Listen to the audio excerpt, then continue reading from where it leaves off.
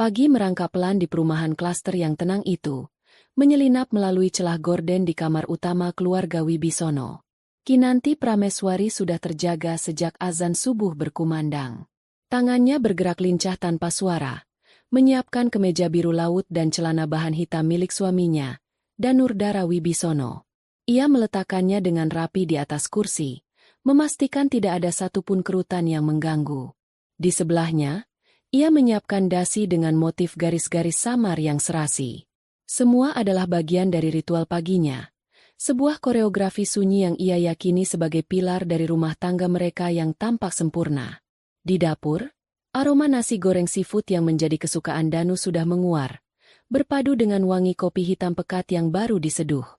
Kinanti bergerak seperti penari, memotong mentimun dan tomat dengan presisi, menata telur mata sapi di atas nasi, lalu menaburkan bawang goreng sebagai sentuhan akhir. Meja makan kecil di sudut dapur sudah tertata. Piring Danu, lengkap dengan segelas jus jeruk, dan piringnya sendiri yang lebih sederhana. Dari luar, siapapun yang melihat akan menyebut kehidupan mereka adalah sebuah potret kebahagiaan. Danurdara, seorang manajer yang karirnya sedang menanjak di sebuah perusahaan konsultan ternama. Kinanti, seorang istri yang mendedikasikan seluruh hidupnya untuk mendukung sang suami. Rumah mereka, sebuah unit 2 lantai yang cicilannya masih berjalan, selalu bersih dan tertata rapi. Pagi, suara serak Danu terdengar dari belakang. Ia berjalan menuju meja makan, sudah rapi dengan pakaian yang disiapkan Kinanti. Ia menarik kursi tanpa menoleh pada istrinya. Matanya langsung tertuju pada layar ponsel di tangannya. "Pagi, Mas. Sarapannya sudah siap," jawab Kinanti lembut, meletakkan secangkir kopi di samping piring Danu. Danu hanya bergumam sebagai jawaban. Jarinya terus menggulir layar ponsel, membaca berita bisnis atau mungkin membalas email pagi. Kinanti duduk di seberangnya, mulai menyantap sarapannya dalam diam. Keheningan seperti ini sudah menjadi hal biasa. Dulu, di awal pernikahan mereka, meja makan ini selalu ramai dengan celoteh dan tawa. Mereka akan berbagi cerita tentang mimpi-mimpi mereka. Danu yang ingin menjadi direktur sebelum usia 40, dan Kinanti yang bercita-cita membuka firma konsultannya sendiri, melanjutkan gairahnya di bidang analisis bisnis yang pernah ia tekuni hingga meraih gelar magister dari universitas di luar negeri. Tapi mimpi Kinanti perlahan terkikis oleh waktu dan permintaan. "Nanti saja ya, sayang. Tunggu aku mapan dulu," kata Danu dulu. Lalu berubah menjadi, "Kalau kamu kerja, nanti rumah siapa yang urus?" Hingga akhirnya menjadi, "Sudah enak di rumah, kan? Tidak perlu pusing-pusing mikirin target." Kinanti pun menyerah, menenggelamkan ijazah dan segala ambisinya di dasar lemari, menggantinya dengan buku-buku resep dan daftar belanjaan. Ia meyakinkan dirinya sendiri, ini adalah pengorbanan demi kebahagiaan keluarga. "Masakanmu rasanya sama terus ya?" celetuk Danu tiba-tiba, memecah hening. Ia menusuk udang di nasi gorengnya dengan garpu. "Coba deh sekali-sekali lihat resep baru di internet. Seperti Sania, rekan kerjaku. Dia sering bawa bekal ke kantor. Makanannya aneh-aneh tapi kelihatannya enak." Jantung Kinanti seperti diremas pelan. Sakit. Tapi ia sudah terlalu terbiasa. Sania. Nama itu sudah beberapa kali disebut Danu dalam sebulan terakhir. Sania yang cerdas. Sania yang presentasinya memukau. Sania yang penampilannya selalu modis. Kinanti hanya tersenyum tipis. Sebuah senyum yang sudah terlatih untuk menyembunyikan luka. "Iya, Mas. Besok aku coba cari resep lain."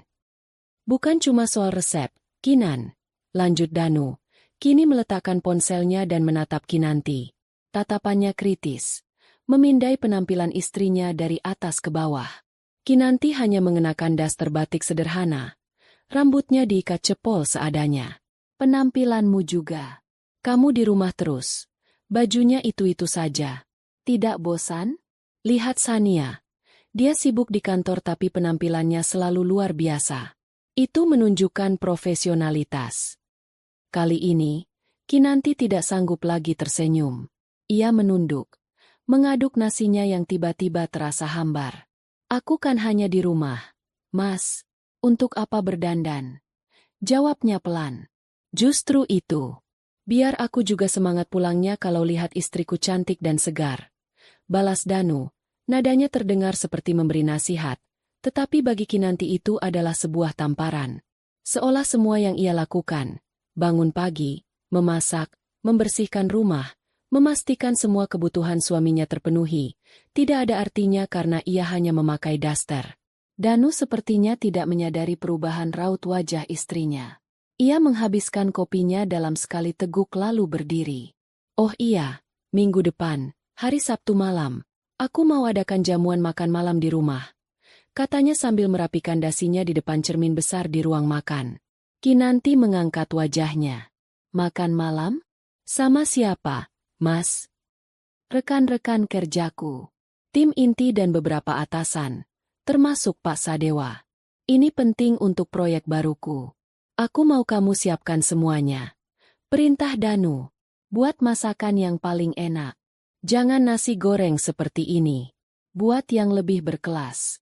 Steak atau salmon panggang, misalnya. Siapkan juga hidangan pembuka dan penutup. Jangan sampai memalukan. Danu berbicara tanpa menatap Kinanti, seolah ia sedang memberi instruksi pada asistennya. Tata rumah serapi mungkin. Pakai taplak meja yang bagus. Pokoknya, buat semua orang terkesan dengan rumah kita, dengan jamuannya. Ada jeda sejenak. Kinanti ingin bertanya, lalu aku bagaimana? Tapi ia urung. Seakan bisa membaca pikirannya. Danu akhirnya menoleh. Dan kamu, katanya. Tolong nanti jangan banyak bicara kalau tidak perlu. Cukup layani saja tamu-tamunya dengan baik. Aku tidak mau kamu salah bicara soal pekerjaan atau hal-hal lain yang tidak kamu mengerti. Hati Kinanti terasa seperti disiram air es. Jadi, perannya di acara penting suaminya hanyalah sebagai juru masak dan pelayan. Bukan sebagai nyonya rumah. Bukan sebagai istri yang mendampingi dengan bangga. Ia menelan ludah yang terasa pahit. Lagi-lagi, ia mencoba memaklumi. Mungkin Mas Danu hanya gugup. Ini acara penting untuk karirnya. Baik, Mas. Akan aku siapkan semuanya. Jawab Kinanti dengan suara yang ia usahakan tetap stabil. Bagus. Danu tersenyum puas. Ia mengambil tas kerjanya, menyambar kunci mobil, dan berjalan ke pintu depan. Aku berangkat dulu. Jangan lupa, buat aku bangga, ya. Kinanti mengantarnya sampai ke teras. Ia mencium punggung tangan suaminya. Sebuah ritual lain yang terasa semakin hampa.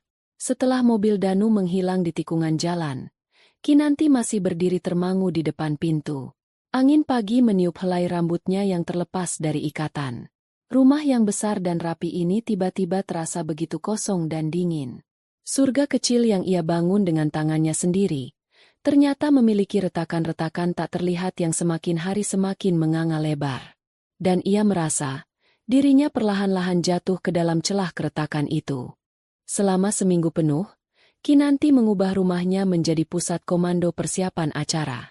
Ia membersihkan setiap sudut rumah hingga berkilau, bahkan sudut-sudut yang jarang terjamah.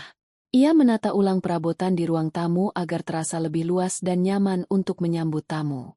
Ia menghabiskan waktu berjam-jam di depan laptop, bukan untuk mengurus bisnis impiannya, melainkan untuk mencari resep hidangan ala restoran bintang 5. Daftar belanjaannya panjang dan rumit, penuh dengan bahan-bahan impor yang harganya menguras sebagian besar uang bulanan yang diberikan Danu. Tapi ia tidak peduli. Ini demi karir suaminya. Demi kebanggaan suaminya. Pada hari Sabtu itu, sejak pagi buta, dapur sudah seperti medan perang bagi Kinanti. Aroma panggangan salmon dengan saus lemon, harumnya sup krim jamur, dan manisnya kue lava coklat yang sedang dipanggang di oven, saling berlomba memenuhi udara. Tangannya cekatan mengolah bahan, menumis, memanggang, dan menata hidangan di piring-piring saji terbaik mereka. Pukul 6 sore, semua hidangan telah siap. Meja makan panjang sudah tertata dengan taplak putih bersih, peralatan makan perak yang mengilap, dan bunga lili segar di tengahnya.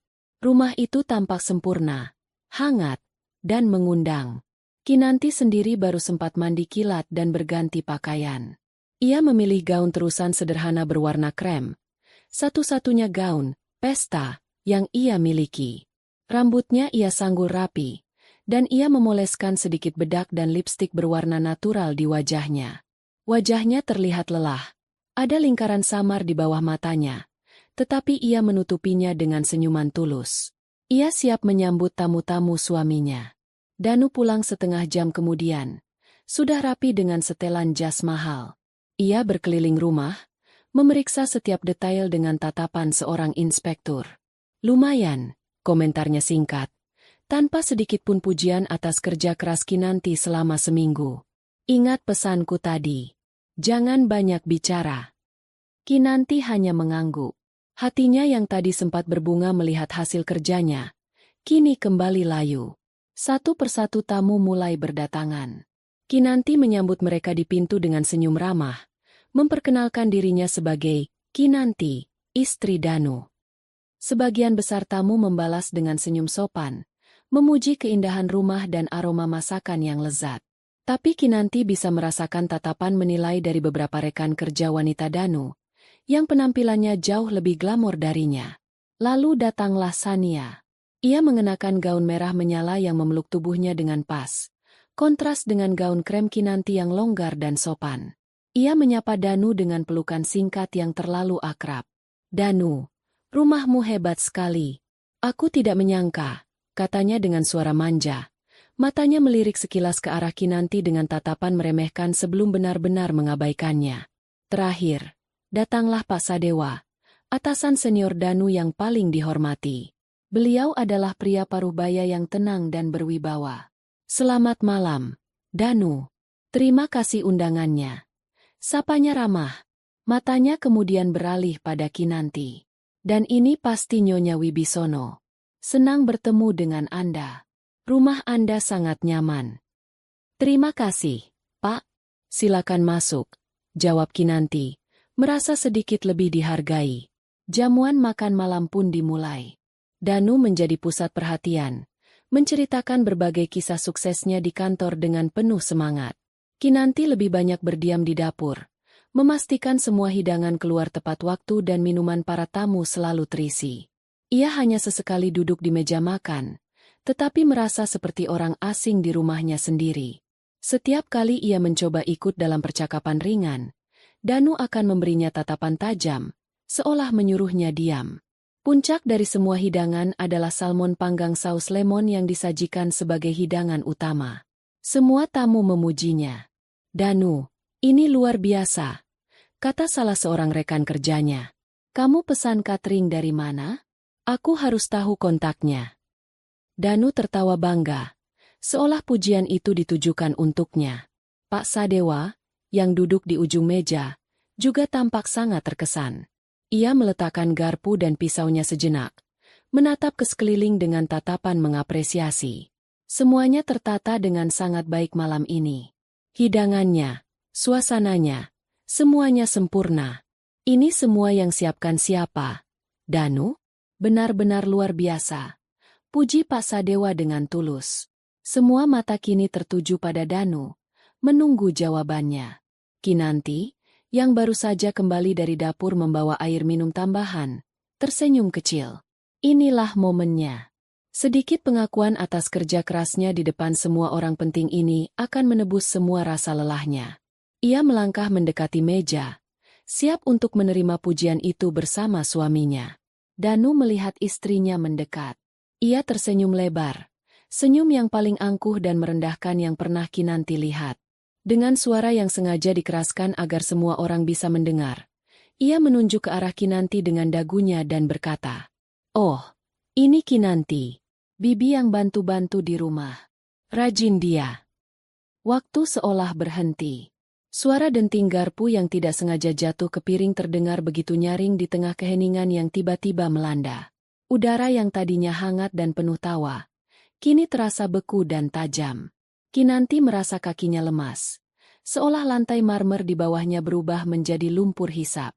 Kata-kata itu diucapkan oleh suaminya sendiri, di depan semua orang, terasa seperti belati yang menusuk tepat di jantungnya. Ia bisa merasakan puluhan pasang mata menatapnya. Ada yang menatap dengan kasihan, ada yang bingung, dan dari sudut matanya, ia bisa melihat senyum kemenangan yang tipis di bibir Sania. Dunia Kinanti hancur berkeping-keping. Semua pengorbanannya, kerja kerasnya, cintanya, seolah diinjak-injak hingga tak berbentuk di depan altar kesombongan suaminya. Kepalanya berdengung. Ia ingin berteriak, menangis, melempar semua piring mahal itu ke wajah Danu. Tapi ia tidak melakukannya. Di tengah reruntuhan hatinya, sesuatu yang lain mulai tumbuh. Sesuatu yang dingin, keras, dan tajam. Ia menarik napas dalam-dalam, menahan badai yang bergejolak di dalam dadanya. Ia menegakkan punggungnya. Keputusasaan yang tadinya hampir menenggelamkannya kini berubah menjadi sebuah tekad yang membara. Permainan ini, ia tidak akan membiarkan Danu memenangkannya dengan cara seperti ini. Kinanti mengangkat wajahnya, memasang senyum paling tenang dan paling sopan yang bisa ia kumpulkan. Ia menatap lurus ke arah Pak Sadewa, lalu ke seluruh tamu yang masih terpaku dalam keheningan yang canggung.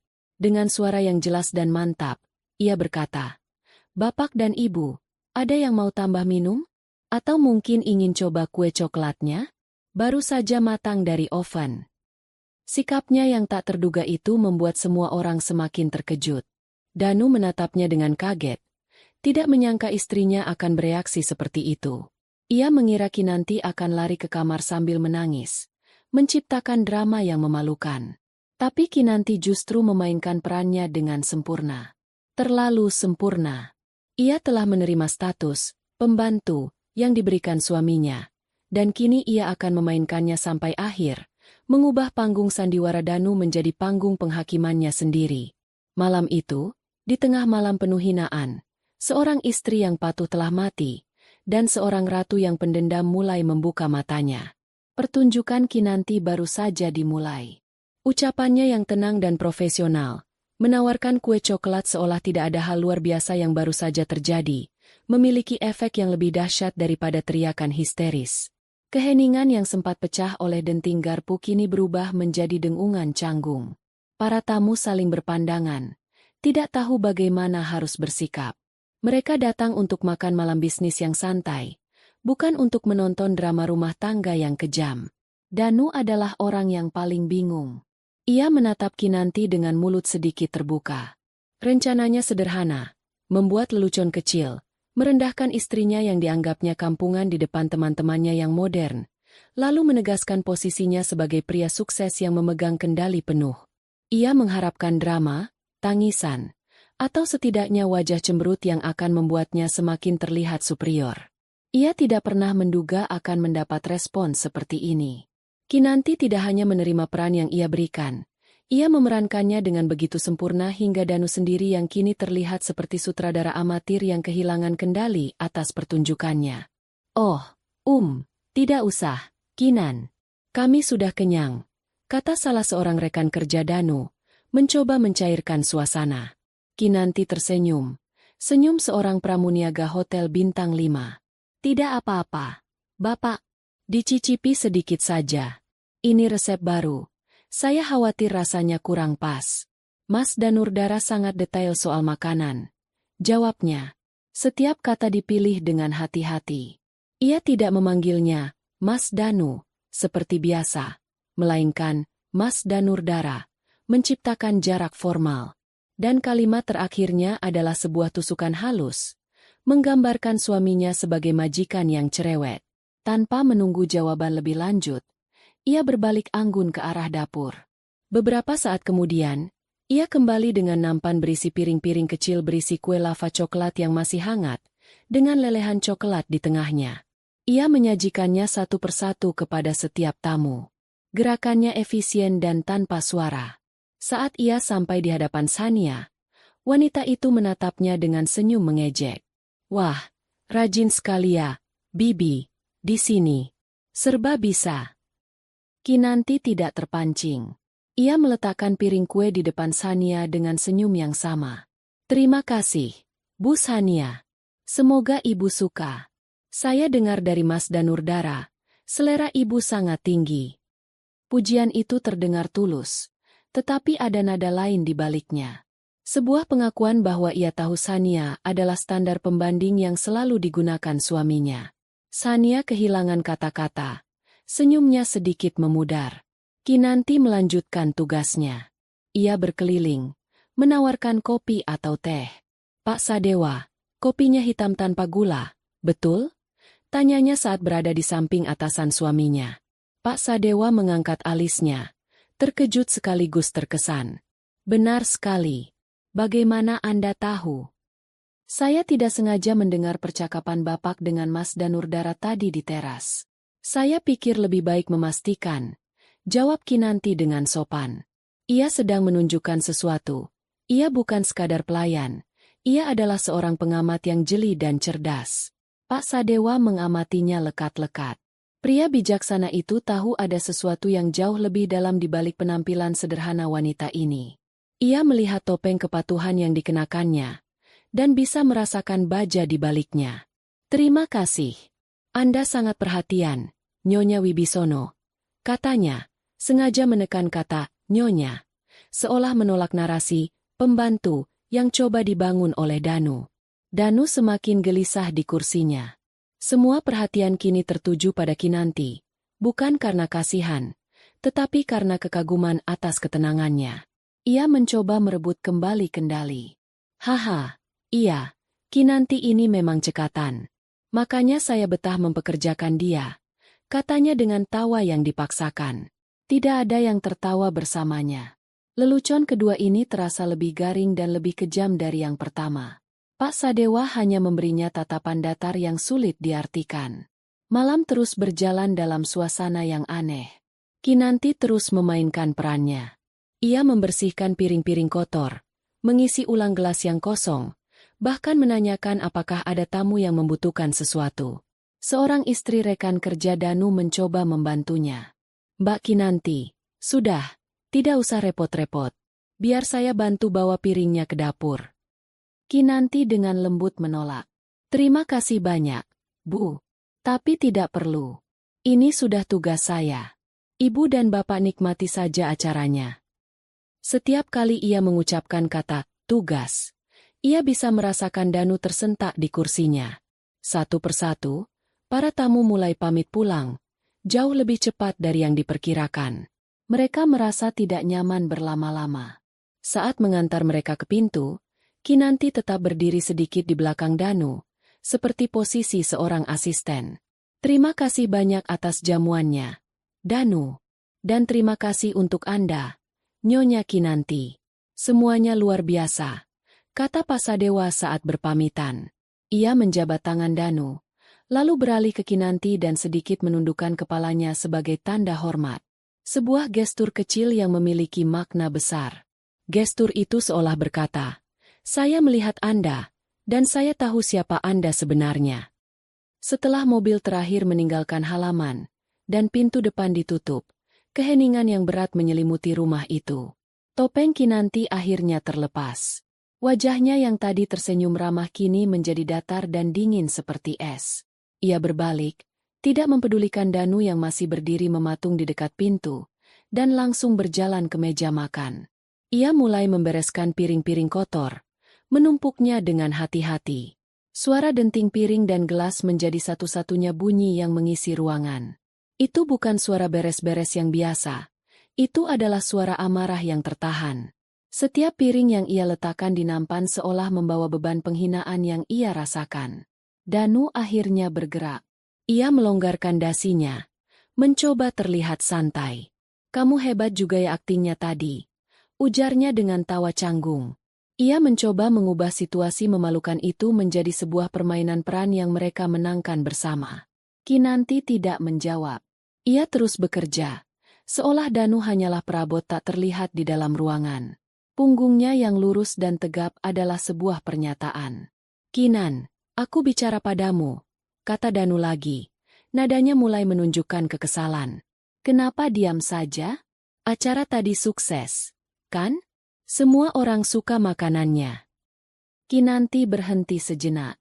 Tanpa menoleh, ia berkata dengan suara rendah dan tanpa emosi. Piringnya masih banyak yang kotor. Lalu ia melanjutkan pekerjaannya, membawa tumpukan piring ke dapur. Danu mengikutinya, frustrasi karena diabaikan. Ayolah, jangan seperti anak kecil. Aku kan cuma bercanda. Kamu tahu aku tidak sungguh-sungguh. Di dapur, Kinanti meletakkan tumpukan piring di wastafel dengan sedikit hentakan, menimbulkan bunyi yang cukup keras. Ia membuka keran air dan mulai mencuci.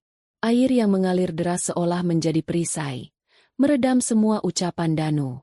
Kinanti, bentak Danu, kesabarannya habis. Ia mematikan keran air dengan paksa. Dengarkan kalau aku bicara. Kinanti perlahan memutar tubuhnya menghadap Danu. Tangannya masih basah dan bersabun. Matanya menatap lurus ke mata suaminya. Dan untuk pertama kalinya malam itu, Danu melihat sesuatu yang berbeda di sana. Bukan lagi tatapan lembut dan penuh cinta. Yang ada hanyalah kekosongan yang dingin dan luas. Seperti danau beku di musim dingin. Ada lagi yang bisa saya bantu, Pak Danurdara? Tanyanya dengan suara monoton. Panggilan itu membuat Danu terkesiap. Berhenti memanggilku seperti itu. Aku ini suamimu. Suami saya tidak akan memperkenalkan saya sebagai pembantunya di depan semua orang. Balas Kinanti. Setiap katanya tajam dan menusuk. Melihat pertahanan Kinanti yang kokoh, Danu kehabisan akal. Ia mendengus kesal. Terserah kamulah. Dasar sensitif. Ia berbalik dan meninggalkan dapur, membanting pintu kamarnya dengan keras. Suara bantingan itu menggema di seluruh rumah, tanda kekalahannya. Kinanti tetap berdiri di dapur yang sunyi. Air masih menetes dari tangannya ke lantai. Ia tidak menangis. Rasanya ia sudah melewati titik di mana air mata bisa keluar. Yang ia rasakan adalah kebas. Ia menyelesaikan mencuci semua piring, mengeringkannya, dan menatanya kembali ke dalam lemari. Ia membersihkan meja, menyapu lantai, dan mematikan semua lampu. Ia melakukan semua tugas itu dengan ketelitian seorang robot. Setelah memastikan semuanya bersih dan rapi, ia berjalan melewati kamar tidur utama mereka yang pintunya tertutup rapat. Ia tidak berhenti. Ia terus berjalan ke ujung lorong, membuka pintu kamar tamu yang jarang dipakai, masuk ke dalamnya, dan mengunci pintu dari dalam. Suara, klik, dari kunci itu adalah suara terakhir malam itu. Suara yang mendeklarasikan sebuah perpisahan. Sebuah batas yang tidak akan pernah bisa Danu lewati lagi. Di dalam kamar yang gelap, Kinanti duduk di tepi ranjang. Topengnya telah ia tanggalkan, dan kini ia membiarkan dirinya merasakan segalanya. Sakit, marah, kecewa, dan di tengah semua itu, sebuah benih rencana mulai berakar di dalam benaknya yang beku. Pagi datang membawa serta hawa dingin yang tak biasa, bukan karena cuaca, melainkan karena atmosfer di dalam rumah. Kinanti terbangun di kamar tamu saat langit masih berwarna kelabu. Ia tidak tidur nyenyak, pikirannya terus berputar, memutar ulang setiap detik penghinaan dari malam sebelumnya. Namun, ia tidak lagi merasa hancur. Semalam, di dalam keheningan kamar ini, ia telah membiarkan semua kesedihannya menguap, dan yang tersisa kini adalah endapan amarah yang keras dan dingin. Amarah itu tidak membuatnya ingin berteriak, melainkan membuatnya berpikir jernih untuk pertama kalinya setelah bertahun-tahun. Ia bangkit dari tempat tidur, merapikannya dengan sempurna, lalu pergi mandi. Rutinitasnya berubah total. Biasanya, ia akan langsung ke dapur, menyiapkan sarapan dan kopi untuk Danu. Pagi ini, ia berjalan lurus ke halaman belakang. Ia membuat secangkir teh untuk dirinya sendiri dan duduk di kursi rotan menghadap taman kecil yang ia rawat. Ia menghirup udara pagi, merasakan embun di dedaunan, membiarkan pikirannya fokus. Ini adalah deklarasi kemerdekaan pertamanya. Di dalam kamar utama, Danu terbangun karena alarm ponselnya. Ia meraba sisi tempat tidur di sebelahnya dan mendapatinya kosong dan dingin. Ia mengerutkan kening. Biasanya, Kinanti sudah membangunkannya dengan lembut atau setidaknya sudah ada aroma masakan dari dapur. Ia bangkit dengan perasaan jengkel. Ia yakin Kinanti hanya merajuk dan sandiwaranya akan segera berakhir. Ego lelakinya memberitahunya bahwa Kinanti tidak akan bisa bertahan lama tanpanya. Ia keluar kamar dengan langkah arogan, siap untuk menerima permintaan maaf atau setidaknya wajah cemberut yang bisa ia luluhkan dengan sedikit bujukan. Namun, yang ia temukan adalah dapur yang sepi. Tidak ada sarapan di meja. Tidak ada kopi di mesin pembuat kopi. Kosong. Amarahnya langsung tersulut. "Kinanti," panggilnya keras. Tidak ada jawaban. Ia berjalan ke seluruh penjuru rumah dan akhirnya menemukan istrinya duduk santai di taman belakang. Menyesap tehnya seolah tidak ada beban di dunia. Pemandangan itu membuatnya semakin murka. "Apa-apaan ini?" bentaknya sambil berdiri menjulang di hadapan Kinanti. "Kenapa kamu tidur di kamar tamu? Kenapa tidak siapkan sarapan? Kamu pikir kamu siapa?" Rentetan pertanyaan itu keluar begitu saja. Semuanya berpusat pada dirinya dan kebutuhannya yang tidak terpenuhi. Kinanti meletakkan cangkir tehnya dengan tenang di meja kecil di sampingnya. Ia mendongak, menatap suaminya dengan tatapan yang tidak lagi menunjukkan rasa takut atau hormat. "Selamat pagi, Mas." Sapanya dingin. "Aku pikir pembantu tidak tidur di kamar yang sama dengan majikannya. Dan mengenai sarapan, bukankah tugas saya hanya saat ada acara jamuan makan malam saja? Acara tadi malam sudah selesai."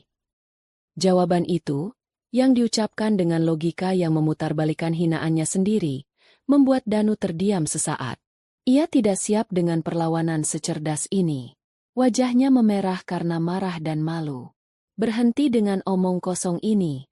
Aku cuma bercanda tadi malam. Kamu ini kenapa jadi sensitif sekali? Bawa perasaan." Kinanti tersenyum tipis. Senyum yang sama sekali tidak mencapai matanya. Lelucon itu seharusnya membuat semua orang tertawa. "Mas, tapi tadi malam, seingatku yang tertawa hanya Bu Sania. Rekan-rekanmu yang lain menatapku dengan kasihan, dan menatapmu." Ia berhenti sejenak, memilih katanya dengan presisi, dengan tatapan yang sulit dijelaskan. Mungkin campuran antara jijik dan tidak percaya. Skakmat. Danu merasa seperti ditinju. Ia tidak bisa menyangkal kebenaran itu. Ia ingat betul tatapan datar Pak Sadewa. Ia beralih ke argumen lain, mencoba menarik kartu senioritasnya di dunia kerja. "Kamu tidak akan mengerti. Ini namanya strategi pergaulan di kantor.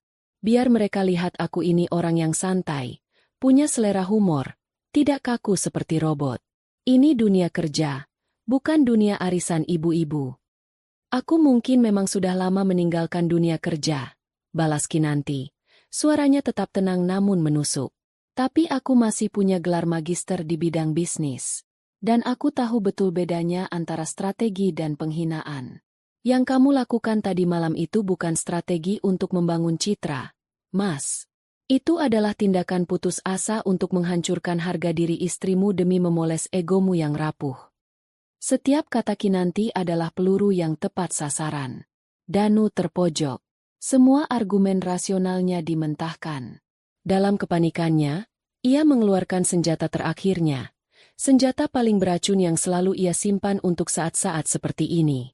"Harga diri?" Ia tertawa sinis. Tawa yang penuh dengan racun. "Memangnya apa harga dirimu? Kamu itu siapa sekarang? Kamu cuma seorang ibu rumah tangga yang tidak punya penghasilan. Kamu hidup dari uangku. Makan dari uangku. Semua yang kamu pakai itu aku yang beli. Seharusnya kamu itu berterima kasih, bukan malah berlagak punya harga diri." Hening. Kata-kata itu menggantung di udara pagi yang sejuk, meracuninya. Inilah dia. Inilah inti dari semua masalah mereka. Inilah cara Danu memandang istrinya selama ini, bukan sebagai pasangan hidup, tetapi sebagai properti, sebagai beban yang harus berterima kasih karena telah diberi makan. Tembok pertahanan terakhir di hati Kinanti runtuh. Bukan runtuh karena kesedihan, tetapi runtuh karena semua ilusi tentang pernikahan mereka telah hancur lebur menjadi debu. Sebuah air mata akhirnya berhasil lolos dari sudut matanya. Tetapi ia dengan cepat menyekanya dengan punggung tangannya. Itu bukan air mata kelemahan, melainkan air mata perpisahan. Ia berdiri dari kursinya. Tingginya hampir sejajar dengan Danu. "Kamu benar," katanya dengan suara bergetar. "Bukan karena takut, tapi karena emosi yang meluap. Aku memang hidup dari uangmu. Dan itu adalah kesalahan terbesarku. Kesalahan karena percaya bahwa pengorbananku akan dihargai. Kesalahan karena berpikir kamu adalah partner, bukan pemilik. Tanpa mengucapkan sepatah kata pun lagi, ia berjalan melewati Danu, masuk ke dalam rumah. Ia tidak membanting pintu atau menangis. Ia hanya berjalan dengan langkah yang mantap. Danu ditinggalkan sendirian di taman, dikelilingi oleh bunga-bunga indah yang dirawat oleh wanita yang baru saja ia hancurkan hatinya. Ia merasa menang, tetapi kemenangan itu terasa hampa dan dingin. Kinanti tidak pergi ke kamar tamu. Ia berjalan menuju sebuah ruangan di ujung lorong yang sudah lama tidak ia masuki. Ruang kerja lamanya, yang kini lebih mirip gudang. Tumpukan majalah lama, kardus-kardus kosong, dan barang-barang tak terpakai memenuhi ruangan itu. Di sudut ruangan, tertutup kain putih berdebu, ada sebuah meja kerja dan sebuah laptop tua. Dengan energi baru yang lahir dari amarahnya, ia mulai membersihkan ruangan itu. Ia membuang semua barang yang tidak perlu, mengelap debu yang tebal. Beberapa jam kemudian, ruangan itu kembali terlihat seperti ruang kerja. Ia membuka laptopnya. Setelah beberapa kali mencoba, laptop itu menyala dengan suara kipas yang berisik. Ia membuka folder-folder lama. Di sana, tersimpan seluruh kehidupannya yang dulu. Tesis magisternya, proposal-proposal bisnis yang pernah ia rancang, sertifikat-sertifikat penghargaan atas prestasinya di universitas. Melihat semua itu seperti bertemu kembali dengan sahabat lama yang telah ia lupakan. Ia adalah Kinanti Prameswari, peraih beasiswa penuh, lulusan terbaik, seorang analis bisnis yang brilian. Bukan sekadar bibi yang bantu-bantu di rumah. Jarinya berhenti pada sebuah folder bernama Kontak. Ia mencari sebuah nama, Ibu Ratih. Beliau adalah dosen pembimbing sekaligus mentornya dulu, seorang wanita hebat yang kini menjadi salah satu dewan direksi di beberapa perusahaan besar. Kinanti menatap nomor telepon itu dengan ragu. Sudah hampir 5 tahun ia tidak menghubunginya. Tapi keraguan itu hanya sesaat. Ia mengambil ponselnya, menarik napas dalam-dalam, dan menekan tombol panggil. Jantungnya berdebar kencang. Halo? Suara lembut dan berwibawa terdengar dari seberang. Selamat pagi, Bu Ratih. Maaf mengganggu. Ini saya, Kinanti. Kata Kinanti, suaranya sedikit bergetar pada awalnya. Ada jeda sejenak. Kinanti? Kinanti Prameswari? Ya ampun, Nak, bagaimana kabarmu? Ibu kira kamu hilang di telan bumi. Seru Bu Ratih dengan hangat. Kehangatan itu membuat pertahanan Kinanti sedikit goyah. Matanya terasa panas. Kabar saya baik, Bu. Ibu sendiri bagaimana? Setelah berbasa-basi sejenak, Kinanti langsung ke pokok permasalahan. Begini, Bu. Saya menelepon karena saya berencana untuk kembali bekerja. Kembali aktif di dunia bisnis. Saya tahu ini sudah sangat lama, tapi apakah menurut Ibu masih ada kesempatan untuk saya? Kesempatan selalu ada untuk orang berbakat sepertimu, Kinan, jawab Bu Ratih tanpa ragu. Kebetulan sekali kamu menelepon. Ada sebuah perusahaan investasi dari Singapura, Phoenix Capital, sedang mencari mitra strategis di Indonesia untuk ekspansi besar-besaran. Mereka butuh seseorang yang paham pasar lokal tapi punya visi global. Seseorang sepertimu. Ini proyek besar, sangat menantang. Jantung Kinanti berdetak lebih cepat. Sebuah peluang, sebuah jalan keluar. Saya tertarik, Bu. Sangat tertarik, katanya. Suaranya kini terdengar lebih mantap dan penuh gairah. Bagus. Siapkan proposal dan portofoliomu. Nanti Ibu aturkan pertemuan awal. Tunjukkan pada mereka kalau macan yang tertidur ini sudah bangun, kata Bu Ratih penuh semangat. Panggilan itu berakhir beberapa menit kemudian. Kinanti meletakkan ponselnya di meja. Ia menatap layar laptopnya yang gelap. Di sana, ia melihat pantulan wajahnya. Lelah, dengan mata yang sedikit bengkak, tetapi ada kilatan api baru di dalam sorot matanya. Itu bukan lagi tatapan kosong seorang istri yang kalah. Itu adalah tatapan seorang pejuang yang baru saja menemukan kembali senjatanya. Rencana balas dendamnya bukan lagi sekadar angan-angan. Hari ini, rencana itu telah mengambil napas pertamanya. Perang dingin di rumah keluarga Wibisono telah dimulai. Rumah yang dulu hangat kini memiliki dua kutub yang terpisah. Danu di kutub arogansi dan kebingungan, sementara Kinanti berada di kutub ketenangan yang mematikan. Mereka hidup di bawah atap yang sama, terkadang makan di meja yang sama, tetapi ada dinding kaca tebal tak terlihat di antara mereka. Kinanti telah mengubah strateginya. Ia tidak lagi melayani Danu dengan cinta, melainkan dengan efisiensi seorang manajer rumah tangga. Sarapan tetap tersedia, tetapi hanya roti panggang dengan selai. Kemeja tetap disetrika, tetapi tidak lagi disiapkan dengan dasi yang serasi. Rumah tetap bersih, tetapi tanpa sentuhan personal seperti bunga segar di vas. Semua itu ia lakukan untuk satu tujuan, menghemat energi dan waktu.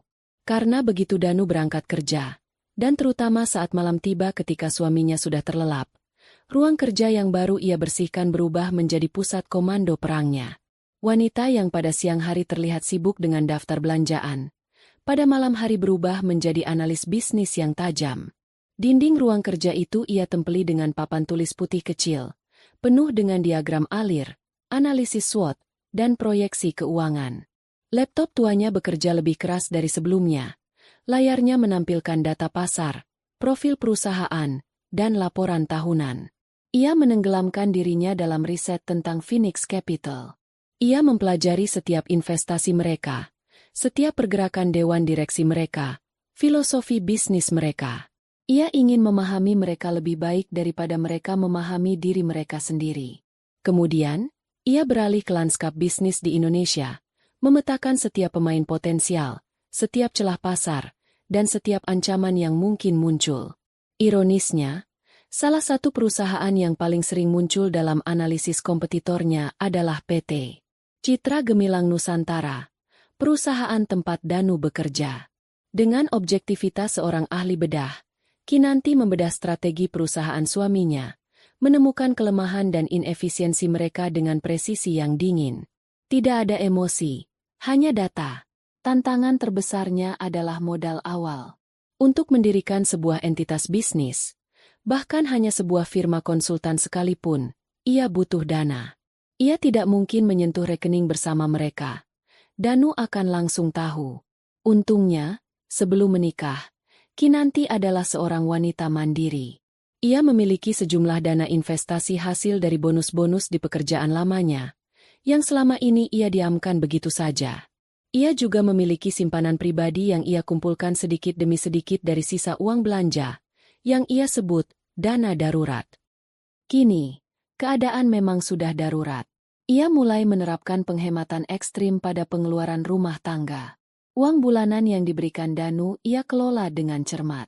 Ia beralih dari daging impor ke daging lokal, dari supermarket mahal ke pasar tradisional. Setiap rupiah yang bisa ia sisihkan, ia masukkan ke dalam rekening pribadinya. Makan malam cuma sayur bening dan tempe goreng.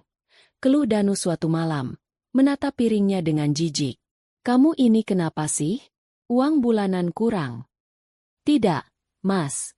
Lagi ingin makan yang sehat saja," jawab Kinanti datar, tanpa mengalihkan pandangan dari piringnya. "Lagi pula, lebih hemat. Kita kan harus menabung untuk masa depan." Danu mendengus. "Hematmu itu pelit. Memalukan kalau sampai teman-temanku tahu." Ia tidak sadar. Hemat, yang ia hina itu sedang membiayai pembangunan sebuah kerajaan yang kelak akan membuatnya tercengang. Setelah 2 minggu bekerja tanpa henti, proposal bisnis awal setebal 20 halaman akhirnya rampung. Dokumen itu bukan sekadar tumpukan kertas, melainkan manifestasi dari seluruh ilmu, pengalaman, dan gairahnya yang selama ini terpendam. Ia mengirimkannya ke Bu Ratih, yang kemudian meneruskannya ke kontak beliau di Phoenix Capital. Beberapa hari kemudian, saat ia sedang menyiram tanaman di pagi hari, ponselnya bergetar. Sebuah email masuk dari Bu Ratih. Jantungnya berdebar kencang. "Kinan." Mereka terkesan. "Mr. James Chen, kepala ekspansi regional mereka, ingin melakukan video call pendahuluan denganmu. Lusa, jam 10 pagi. Apa kamu bisa?" Ini kesempatanmu. Jangan sia-siakan. Tangan Kinanti sedikit gemetar saat membalas email itu. Pasti bisa, Bu. Terima kasih banyak. Sekarang muncul masalah baru. Bagaimana cara melakukan panggilan video penting di rumah tanpa sepengetahuan Danu? Lusa adalah hari kerja. Danu pasti di kantor. Tapi melakukan panggilan sepenting ini di rumah terasa sangat berisiko. Ia butuh tempat yang profesional dan koneksi internet yang stabil. Ia tidak bisa mengambil risiko koneksi terputus atau suara tukang roti lewat di tengah-tengah presentasinya. Sebuah ide muncul di benaknya. Ia menelepon Danu pada malam harinya. Halo, Mas. Maaf mengganggu. Aku cuma mau kasih tahu. Lusa pagi aku mau pergi. Ada reuni kecil sama teman-teman kuliah dulu. Mungkin sampai sore baru pulang. Terserah. Jawab Danu dari seberang telepon. Nadanya tidak peduli. Jangan lupa siapkan makan malam sebelum pergi. Pada hari yang ditentukan, Kinanti bangun lebih pagi dari biasanya. Ia menyiapkan makan malam untuk Danu dan menyimpannya di lemari es. Lengkap dengan catatan cara memanaskannya. Sebuah tugas terakhir dari seorang istri yang patuh. Kemudian, ia masuk ke kamarnya. Ia tidak mengenakan daster atau kaos sederhana.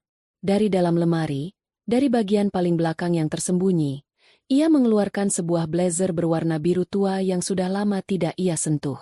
Ia memadukannya dengan kemeja putih bersih dan celana bahan hitam. Ia menata rambutnya dengan rapi, dan untuk pertama kalinya setelah sekian lama, ia merias wajahnya dengan riasan profesional. Saat ia menatap cermin, yang balas menatapnya bukanlah Kinanti istri Danurdara. Yang ada di sana adalah Kinanti Prameswari, MSc. Seseorang yang siap menaklukkan dunia. Ia mengambil tas laptopnya, memasukkan semua dokumen yang diperlukan, dan memesan taksi online. Tujuannya bukan kafe atau mal tempat reuni biasa diadakan, melainkan sebuah coworking space modern di pusat distrik bisnis Jakarta. Ia menyewa sebuah meeting POD, kedap suara untuk 1 jam. Tepat pukul 10 WIB, panggilan video dari Singapura masuk. Di layar muncul wajah seorang pria Tionghoa berusia 40-an, berkacamata, dengan tatapan tajam dan analitis. Emer James Chen. Selamat pagi, Mrs. Prameswari. Terima kasih sudah meluangkan waktu Anda. Sapanya dalam bahasa Inggris yang fasih. Selamat pagi, Mr. Chen. Suatu kehormatan bagi saya. Balas Kinanti. Suaranya tenang dan percaya diri. Emer Chen terlihat sedikit skeptis pada awalnya. Di atas kertas, Kinanti adalah kandidat yang aneh. 5 tahun vakum dari dunia profesional adalah waktu yang sangat lama. Proposal Anda menarik. Tapi rekam jejak Anda berhenti 5 tahun yang lalu. Boleh saya tahu apa yang Anda lakukan selama ini? Kinanti sudah mengantisipasi pertanyaan ini. Selama 5 tahun terakhir, saya mengambil peran yang berbeda, Mr. Chen. Saya menjadi CEO untuk sebuah unit bisnis yang sangat kompleks dan menantang, yaitu sebuah rumah tangga. Saya mengelola keuangan, logistik, sumber daya manusia, dan melakukan negosiasi setiap hari. Saya mungkin tidak menghasilkan profit dalam bentuk uang, tapi saya berhasil mempertahankan aset agar terus berjalan efisien. Saya percaya, keahlian itu sangat relevan. Jawaban itu membuat Mr. Chen sedikit terkejut, lalu tersenyum tipis. Cerdas. Selama 45 menit berikutnya, Kinanti mempresentasikan analisis awalnya dengan brilian. Ia tidak hanya bicara data, ia bercerita tentang denyut nadi pasar Indonesia, tentang kultur konsumen, tentang nuansa birokrasi yang tidak akan ditemukan di laporan riset manapun. Ia menunjukkan pemahaman yang mendalam dan intuisi yang tajam. Ia bukan lagi seorang analis yang membaca data.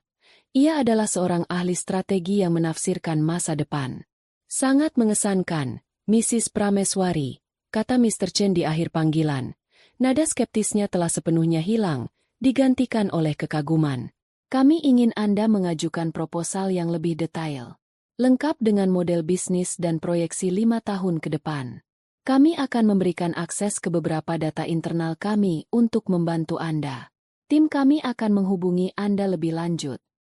Ini adalah sebuah kemenangan besar. Sebuah pintu yang tadinya tertutup rapat, kini telah berhasil ia buka celahnya. Kinanti mengakhiri panggilan dengan perasaan lega dan gembira yang meluap. Ia berhasil. Ia masih memilikinya. Kemampuan yang ia kira telah mati terkubur di bawah tumpukan popok dan resep masakan, ternyata hanya tertidur. Ia kembali ke rumah pada sore harinya. Ia melepas blazer birunya, menggantinya dengan kaos rumahan biasa. Ia menghapus riasan profesionalnya, mengikat rambutnya seadanya. Saat Danu pulang malam itu, ia menemukan istrinya sedang duduk di sofa, menonton televisi, sama seperti hari-hari lainnya. Makan malamnya enak, kata Danu singkat sambil melewatinya. Sebuah pujian langka yang terasa hambar. Ia mengambil sekaleng minuman dingin dari kulkas. Reuninya seru. Lumayan, jawab Kinanti pendek. Matanya masih tertuju pada layar TV. Danu tidak tahu bahwa reuni, istrinya hari itu telah membawanya selangkah lebih dekat untuk membangun sebuah perusahaan yang suatu hari nanti bisa menjadi saingan utama perusahaannya. Ia tidak tahu bahwa wanita berkaus sederhana yang duduk di sofanya itu baru saja memenangkan babak pertama dalam sebuah pertarungan bisnis tingkat regional. Dan Kinanti, ia hanya tersenyum dalam hati. Sang ratu telah mengambil langkah pertamanya. Dan sang raja bahkan tidak menyadari bahwa papan catur telah berubah. Transformasi Kinanti, meskipun subtil, tidak luput dari perhatian Danu. Awalnya, ia mengabaikannya sebagai fase, merajuk, yang berkepanjangan. Tapi seiring berjalannya waktu, perubahan itu menjadi semakin nyata dan mengganggu. Istrinya, yang dulu dunianya hanya berputar di sekelilingnya, kini tampak memiliki semesta rahasianya sendiri. Danu mulai memperhatikan hal-hal kecil. Kinanti menjadi sangat protektif terhadap ponsel dan laptopnya. Jika dulu kedua benda itu tergeletak begitu saja di meja, kini selalu dibawa serta atau layarnya akan langsung ditutup jika Danu masuk ke ruangan. Ia juga sering menerima telepon, dan setiap kali Danu mendekat, ia akan menjauh atau berbicara dengan suara berbisik, seringkali menggunakan istilah-istilah bahasa Inggris yang tidak biasa ia gunakan. Aku bicara dengan teman lama. Atau, ini urusan arisan. Jawabnya setiap kali Danu bertanya. Kemudian, ada jadwal, keluar rumah, yang semakin sering. Alasan yang diberikan selalu masuk akal. Menjenguk teman yang sakit, mengikuti kursus memasak baru, bergabung dengan komunitas pecinta buku. Tapi bagi Danu, semua itu terasa seperti alasan yang dibuat-buat. Puncaknya adalah ketika ia menemukan sebuah tanda terima pembayaran dari coworking space di dalam laci meja rias Kinanti saat ia iseng mencari gunting kuku. Untuk apa istrinya pergi ke tempat seperti itu? Kecurigaan mulai merayap di benak Danu. Otaknya, yang dipenuhi oleh ego dan rasa bersalah yang tidak ia akui, tidak mampu memproses kemungkinan yang sebenarnya, bahwa istrinya sedang membangun karir. Logika sederhananya hanya bisa sampai pada satu kesimpulan yang paling klise dan paling menyakitkan bagi harga dirinya.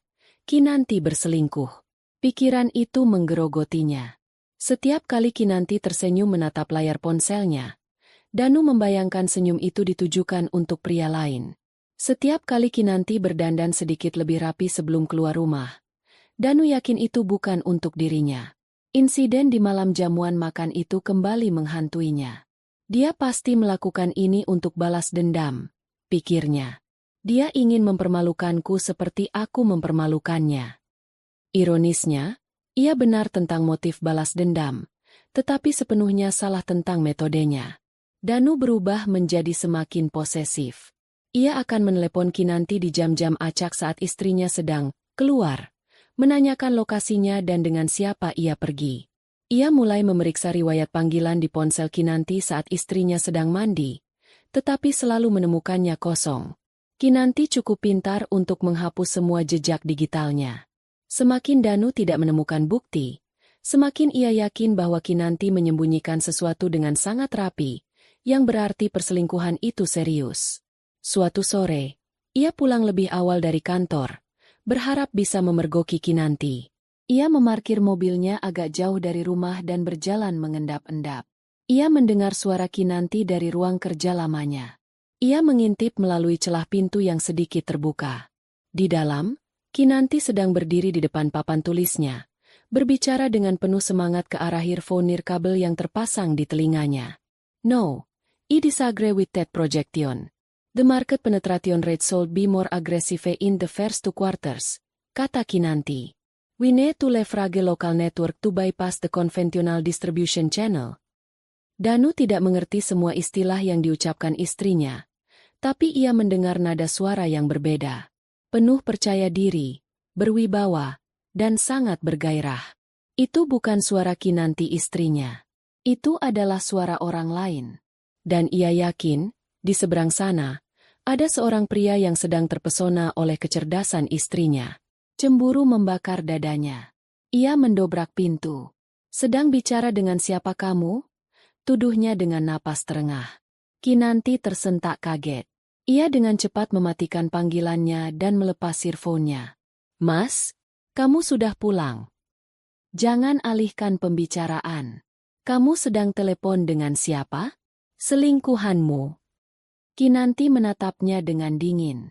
Alih-alih panik, ia justru terlihat kecewa.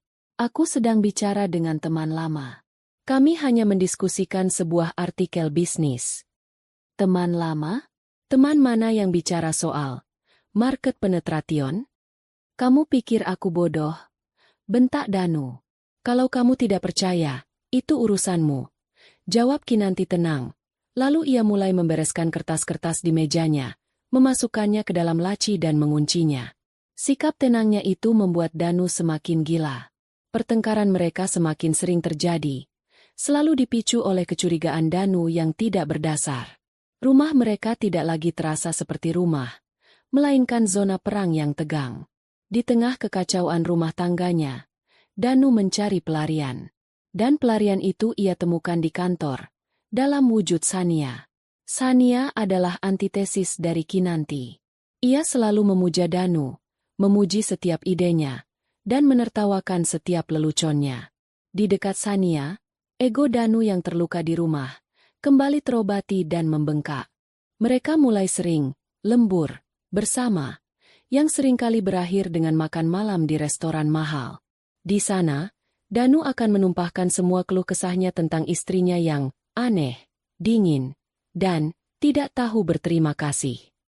Sania akan mendengarkan dengan penuh simpati, mengusap punggung tangan Danu, dan berkata, "Kamu sabar ya, Danu. Kamu pantas mendapatkan wanita yang lebih menghargaimu." Kebohongan pun dimulai. "Malam ini aku lembur, ada meeting penting," katanya pada Kinanti di telepon, padahal ia sedang tertawa bersama Sania di sebuah lounge di atap gedung. Hubungan mereka semakin dalam, melintasi batas profesionalisme. Bagi Danu, ini bukan sekadar perselingkuhan. Ini adalah sebuah pembenaran. Ia merasa berhak mendapatkan kebahagiaan ini sebagai kompensasi atas penderitaannya di rumah. Ia merasa telah menemukan wanita yang sepadan, wanita karir yang modis dan mengerti dunianya, tidak seperti istrinya yang hanya ibu rumah tangga. Sementara Danu sibuk membangun istana kebohongannya, Kinanti sibuk membangun fondasi kerajaannya. Suatu malam, ia berhasil menyelesaikan proposal bisnis detailnya. Ratusan halaman analisis, proyeksi, dan strategi yang ia kerjakan dengan darah, keringat, dan air mata yang tak terlihat. Ia mengirimkannya ke Phoenix Capital tepat sebelum tenggat waktu. Beberapa hari kemudian, sebuah email balasan masuk. Jantungnya berdebar begitu kencang saat membukanya. Email itu dari Mr. Chen sendiri. "Dear Mrs. Prameswari, kami telah meninjau proposal Anda secara menyeluruh. Dewan direksi kami di Singapura sangat terkesan dengan kedalaman analisis dan visi strategis Anda. Proposal Anda adalah salah satu yang terkuat yang pernah kami terima. Kami ingin mengundang Anda untuk terbang ke Singapura minggu depan, untuk melakukan presentasi final di hadapan Dewan Direksi. Semua biaya perjalanan dan akomodasi akan kami tanggung." Kinanti membaca email itu 3 kali untuk memastikan ia tidak salah. Singapura. Presentasi final. Ini adalah lompatan kuantum. Ia berhasil. Air mata haru akhirnya membasahi pipinya. Ia menatap keluar jendela. Langit malam tampak begitu cerah. Di saat yang hampir bersamaan, di sebuah restoran Italia yang remang-remang, Ponsel Danu bergetar. Sebuah pesan masuk dari Sania. Malam ini jadi, kan? Aku sudah tidak sabar. Danu tersenyum dan membalas. Pasti. Aku akan bilang pada istriku ada perjalanan dinas mendadak ke Bandung. Ia meneguk wainnya, merasa seperti raja dunia. Ia tidak tahu bahwa di belahan kota lain, istrinya yang ia remehkan baru saja menerima tiket untuk terbang jauh lebih tinggi, ke panggung yang tidak akan pernah bisa ia jangkau. Danu sedang sibuk menggali lubang untuk pernikahannya, sementara Kinanti sedang sibuk membangun landasan pacu untuk lepas landas. Alasan yang diberikan Kinanti kepada Danu adalah sebuah kebohongan yang dirancangnya dengan sempurna, dibalut dengan kain kebenaran emosional. Bude Lastri di Solo sakit keras. Mas, sepertinya stroke. Aku diminta pulang sama sepupu-sepupu. Harus ke sana beberapa hari untuk bantu merawat. Bude Lastri adalah sosok yang dihormati di keluarga besar mereka. Alasan itu begitu kuat dan mendesak, sehingga Danu, meskipun kesal karena ditinggal, tidak punya dasar untuk curiga atau melarang. Ya sudah. Berapa lama? Tanyanya ketus. Mungkin 3 atau 4 hari. Aku belum tahu pasti. Jawab Kinanti sambil memasukkan beberapa setel pakaian sederhana ke dalam tas kecil. Pakaian yang cocok untuk image seorang keponakan yang sedang berduka dan merawat orang sakit. Blazer biru tua dan kemeja sutranya tersembunyi di kompartemen rahasia di dalam kopernya yang lebih besar. Jangan lupa transfer uang kalau di sana butuh apa-apa, kata Danu lagi. Lebih sebagai formalitas untuk menunjukkan bahwa ia adalah suami yang bertanggung jawab daripada bentuk kekhawatiran tulus. Pagi harinya, Kinanti berangkat ke bandara diantar oleh taksi online. Saat pesawat lepas landas, meninggalkan daratan Jakarta yang padat, Kinanti merasakan beban yang luar biasa terangkat dari pundaknya. Ini bukan sekadar penerbangan ke Singapura. Ini adalah penerbangan menuju kebebasannya. Setiap meter ketinggian yang ia capai seolah menjauhkannya dari sosok Kinanti yang lemah dan terinjak-injak. Di atas awan, ia merasa bisa bernapas lega untuk pertama kalinya setelah sekian lama. Kontrasnya begitu tajam. Beberapa hari yang lalu, ia masih menghitung setiap rupiah sisa uang belanja. Hari ini, ia dijemput oleh mobil mewah dari Bandara Changi dan diantar ke sebuah hotel bintang 5 di kawasan Marina Bay. Semua difasilitasi oleh Phoenix Capital. Kamar hotelnya lebih luas dari separuh lantai bawah rumahnya, dengan jendela raksasa yang menyuguhkan pemandangan gemerlap kota Singapura. Untuk sesaat, ia terpana. Tapi ia tidak membiarkan kemewahan itu melenakan dirinya. Ia datang untuk berperang, bukan untuk berlibur. Ia menghabiskan sisa hari itu dan sepanjang malam untuk mempersiapkan presentasinya. Ia tidak tidur. Ditemani kopi hitam pekat dari layanan kamar, ia memoles setiap slide, mengantisipasi setiap pertanyaan, dan melatih setiap kalimat yang akan ia ucapkan hingga tertanam di luar kepala. Ia melakukan panggilan video singkat dengan Bu Ratih, yang memberinya suntikan semangat terakhir. Ingat siapa dirimu, Kinan. Kamu bukan cuma mempresentasikan bisnis, kamu mempresentasikan dirimu. Buat mereka melihat macan di dalam dirimu. Sementara Kinanti mempersiapkan pertempuran terpenting dalam hidupnya, Danu memulai perjalanan dinasnya sendiri. Ia berkendara ke sebuah resort mewah di kawasan Lembang, Bandung. Di lobi yang megah, Sania sudah menunggunya, tersenyum lebar. Mereka check-in ke kamar yang bersebelahan. Akhir pekan mereka diisi dengan hal-hal yang dangkal, berenang di kolam renang dengan pemandangan lembah, makan malam romantis dengan lilin, dan percakapan-percakapan ringan seputar gosip kantor dan keluhan-keluhan hidup. Akhirnya bisa santai juga. Di rumah stres terus.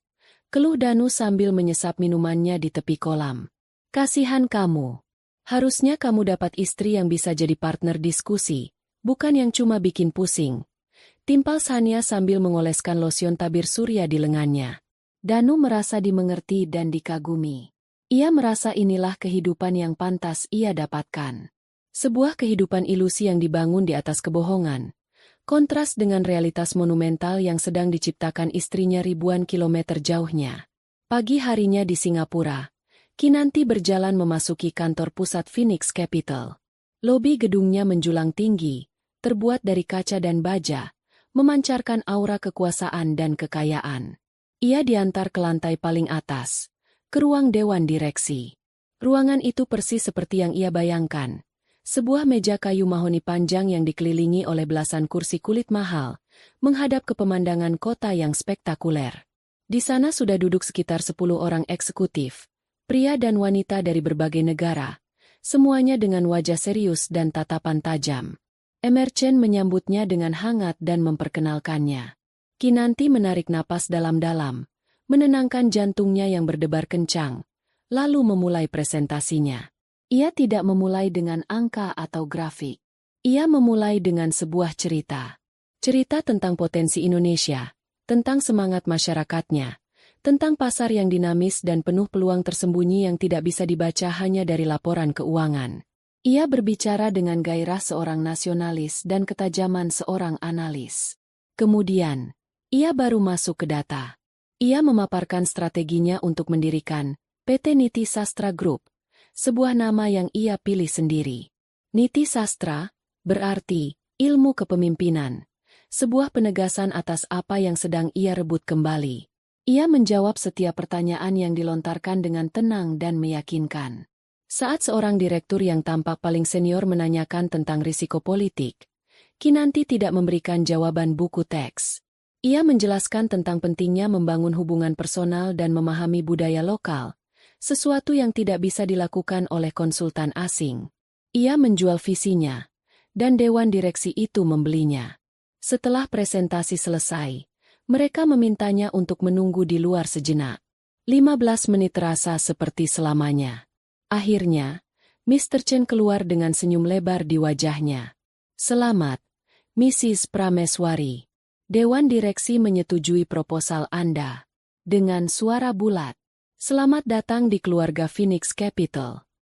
Kinanti merasa kakinya lemas karena lega. Ia berhasil. Ia menjabat tangan Mr. Chen dengan erat. Di dalam ruang dewan, para eksekutif itu berdiri dan memberinya tepuk tangan singkat sebagai tanda hormat. Tepuk tangan itu terdengar lebih merdu dari musik manapun yang pernah ia dengar.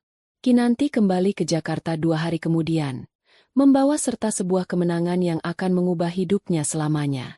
Ia kembali masuk rumahnya yang sepi, menanggalkan identitas CEO-nya, dan kembali menjadi istri yang baru saja pulang dari Solo. Danu juga pulang dari perjalanan dinas-nya pada malam harinya, membawa oleh-oleh bolu Lembang, sebuah souvenir dari kebohongannya. Kehidupan perang dingin mereka berlanjut seperti biasa. Namun kini, Kinanti memiliki sebuah rahasia besar yang memberinya kekuatan. Ia mulai memproses pendirian perusahaannya secara diam-diam, dibantu oleh tim hukum yang ditunjuk oleh Phoenix Capital. Beberapa minggu kemudian, berita besar mengguncang dunia bisnis Jakarta. Phoenix Capital secara resmi mengumumkan ekspansinya ke Indonesia dengan dana investasi jumbo.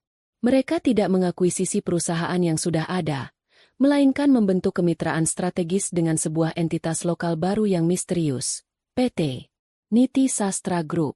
Di kantor PT Citra Gemilang Nusantara, berita itu menjadi topik hangat. Siapa ini Niti Sastra Group? Tiba-tiba muncul langsung dapat partner raksasa, kata seorang rekan kerja Danu dalam rapat.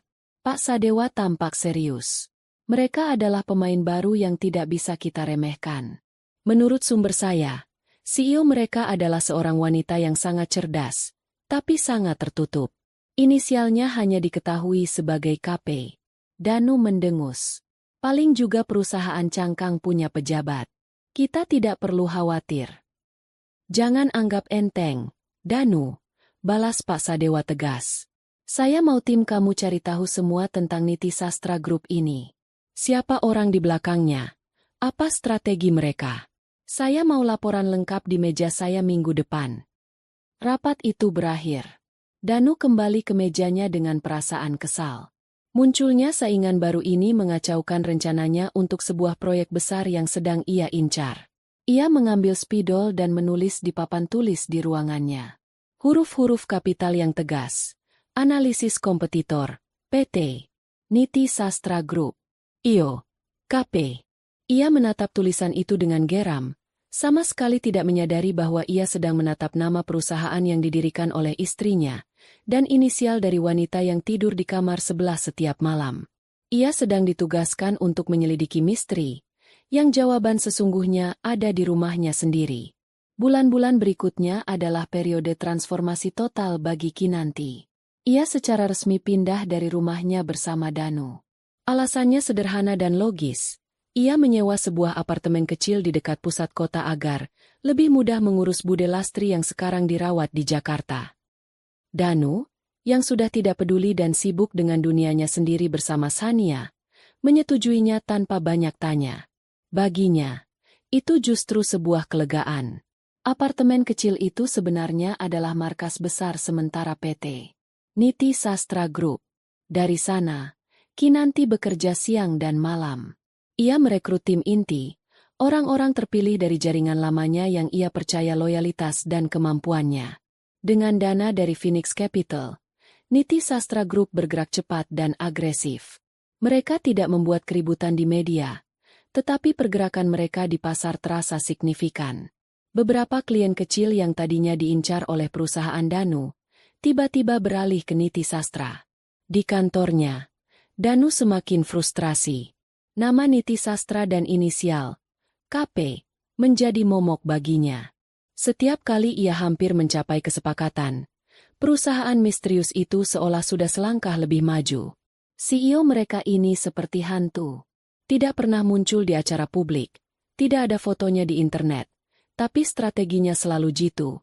Keluh Danu pada Pak Sadewa. Pak Sadewa hanya menatapnya dengan tatapan penuh arti. Mungkin kamu hanya kurang teliti mencari, Danu. Puncak dari persaingan ini adalah saat pemerintah membuka tender untuk proyek pengembangan sistem teknologi terpadu untuk ibu kota baru. Proyek ini bernilai triliunan rupiah. Sebuah proyek penentu yang akan mengukuhkan posisi pemenangnya sebagai pemimpin industri selama dekade berikutnya. Semua perusahaan besar ikut serta, dan setelah melalui seleksi ketat, hanya 2 finalis yang tersisa, PT Citra Gemilang Nusantara dan PT Niti Sastra Group. Hari perhitungan telah ditetapkan. Kedua perusahaan akan memberikan presentasi final di hadapan Dewan Konsorsium Proyek, yang terdiri dari perwakilan pemerintah dan investor. Pagi di hari penentuan itu, 2 dunia yang berbeda bergerak secara paralel. Di apartemennya yang modern dan minimalis, Kinanti bersiap. Ia mengenakan setelan celana berwarna abu-abu arang yang dijahit khusus, dengan blus sutra berwarna gading di dalamnya. Rambutnya ditata dalam sanggul modern yang elegan. Riasannya tipis namun tegas, menonjolkan sorot matanya yang tajam. Saat ia menatap cermin, ia melihat seorang pemimpin. Tenang, fokus, dan siap untuk menang. Sementara itu, di rumah klaster mereka, Danu bersiap dengan penuh ketegangan. Ia mondar-mandir di kamar. Dasinya terasa mencekik. Ini meeting paling penting dalam hidupku, Kinan. Katanya di telepon pada Kinanti. Sebuah panggilan formalitas yang jarang ia lakukan.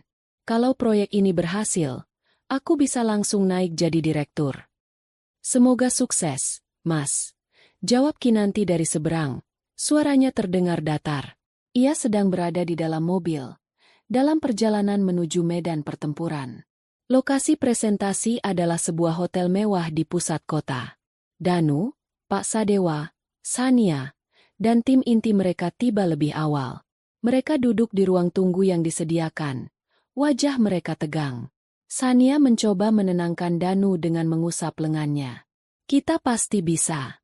Kita lebih berpengalaman dari perusahaan kemarin sore itu. Danu mengangguk, mencoba meyakinkan dirinya sendiri. Siapa sih sebenarnya KP ini? Aku benar-benar penasaran seperti apa tampangnya. Pasti wanita tua yang galak. Tepat pukul 9 pagi, pintu ruang rapat utama terbuka. Perwakilan konsorsium mempersilakan tim dari PT Citra Gemilang Nusantara untuk masuk. Mereka mengambil tempat duduk di sisi kanan meja berbentuk U yang besar. Kursi di seberang mereka masih kosong. Beberapa menit kemudian, pintu kembali terbuka. Tim dari Niti Sastra Group masuk. Seorang pria parubaya yang menjadi direktur operasional, seorang wanita muda yang menjadi direktur keuangan, dan beberapa staf. Mereka semua tampak profesional dan tajam. Tapi pusat perhatian Danu tertuju pada sosok terakhir yang melangkah masuk. Waktu seolah melambat bagi Danu. Ia melihat sepasang sepatu hak tinggi berwarna hitam yang elegan melangkah di karpet tebal. Lalu pandangannya naik ke setelan abu-abu arang yang memancarkan aura kekuasaan. Jantungnya mulai berdebar tidak karuan saat ia melihat siluet tubuh yang terasa familiar itu. Dan akhirnya, pandangannya sampai pada wajahnya. Dunia Danu berhenti berputar. Udara seolah tersedot keluar dari paru-parunya. Wanita yang berjalan dengan penuh percaya diri ke kursi utama di seberang meja. Wanita yang menjadi pusat dari semua kekaguman dan misteri. Sang CEO jenius berinisial KP adalah Kinanti. Istrinya. Wanita yang ia sebut Bibi di rumah. Wanita yang ia anggap tidak mengerti apa-apa soal dunia kerja. Wanita yang ia curigai berselingkuh karena pergi ke coworking space. Wajah Danu pucat pasi. Ia merasa darahnya surut dari wajahnya. Tangannya dingin. Ia menjatuhkan pulpen yang ia pegang, menimbulkan suara kecil yang tenggelam dalam keheningan syoknya. Di sebelahnya, Sania ternganga. Matanya membelalak tak percaya, seolah baru saja melihat hantu. Wanita sederhana yang ia ejek di pesta makan malam itu kini duduk di singgasana yang seharusnya menjadi miliknya. Rasa tidak percaya di wajahnya cepat berubah menjadi kilatan amarah dan rasa terhina yang luar biasa. Satu-satunya orang yang tidak terkejut adalah Pak Sadewa. Sejak lama ia sudah menduga. Sejak malam jamuan makan itu, ia tahu ada sesuatu yang istimewa pada diri Kinanti. Ia melihat kecerdasan di balik kesabarannya. Kini, semua kepingan puzzle itu menyatu dengan sempurna. Sebuah senyum tipis yang penuh kekaguman terukir di bibirnya. Ia melirik Danu yang tampak hancur. Lalu kembali menatap Kinanti dengan hormat.